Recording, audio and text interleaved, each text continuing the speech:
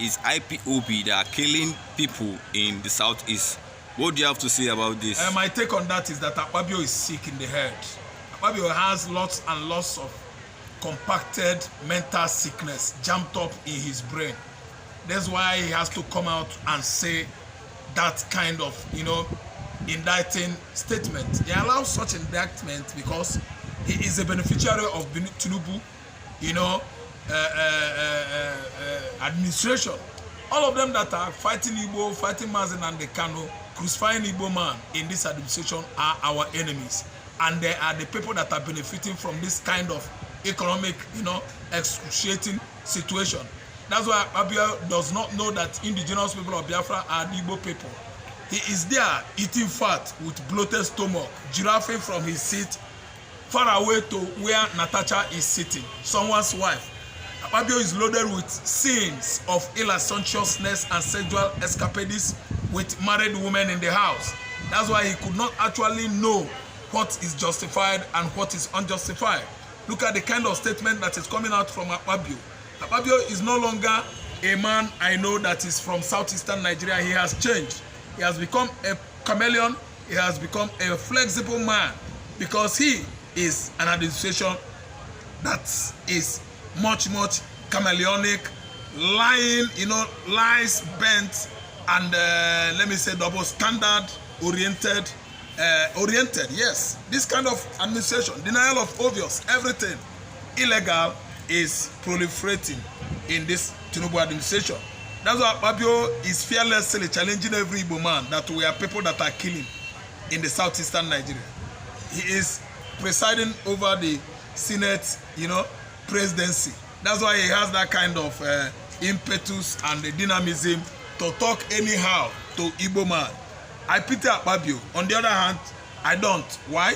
I pity our governors. I pity our politicians who have actually sold Igbo man. That's why a bloated man with bloated stomach like Akpabio could come out on a political stage of this country and be challenging Igbo man. Could be that it was in those days, I think Akpabio would have known what he has done himself by opening his acid-filled mouth to attack IPOB. IPOB are now bandits that are killing. One of the Grand Monarch's children in Kogi State, his son has been arrested to have been supplying guns and drugs to bandits in faraway Kogi State. That one is an Igbo man. Then the man that is championing the cause of banditry in the Katsina State, in Zamfara and the rest of the northern states have been honored recently by his community when he went to celebrate Eid with his people in his town in Zamfara, in their town in Katsina. They were all honored by their local chiefs. And those ones that are sponsoring bandit Igbo people, those bandit kingpins that were being celebrated every time Islam, Muslims are having their celebrating their festival, and they Mazen and the Kano or Simon Ekpa. Look at the kind of shameless Senate president, shameless governors and politicians we have in the southeastern Nigeria that don't actually remember the cause, the value, the virtue of the Igbo nation. They open their mouth, they talk nonsense at Igbo, castigate Igbo, assassinate our characters, defame, at least, blackmail us anytime they wanted to, simply because of the kind of selfish gain, interest they are receiving from this illegitimate administration of Tinubu. I'm telling you, Akpabio is needed to be tackled, both traditionally and otherwise, because it has gotten too much out of him. Akpabio's, tantrum and rantings are getting unbecoming, are getting dangerous, and too much for him. It's too much for him. It's high time the Igbos should at least caution him. Akpabio, if you have issue with Igbo man, ask your father, Akpabio. Yes, the one that actually partaked at Enugu State House during M.I. Okpara regime of, 1960s, the then Eastern Central State or region.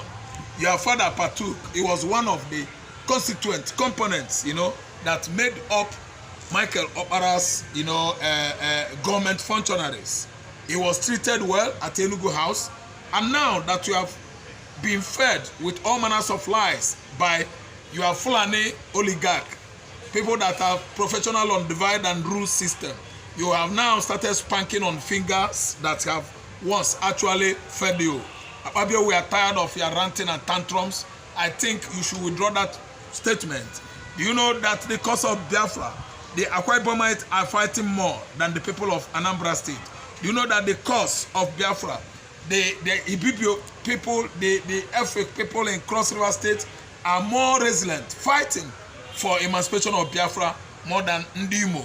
Apkabio, I think it is right time you begin to ask yourself question, because you are there to, you know, have a bit chunk of someone's wife, Natasha Uduaga.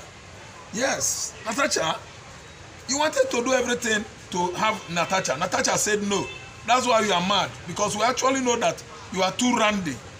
Yes, you are too randy. That's why you don't have shame to actually know that what you did is an abomination. God is monitoring you and God is watching you. Time shall come when all this rubbish will cease from existing.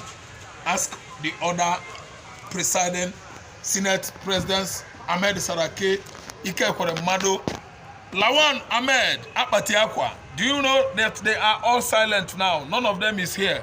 Even ask your friend L5 what is going on, that he's becoming what? Silent. Nobody's hearing about all this, about all these men. That is what history can tell you. History and providence shall trail you for making that statement. That is my own word. Subscribe, share, like from our YouTube channel. Thank you.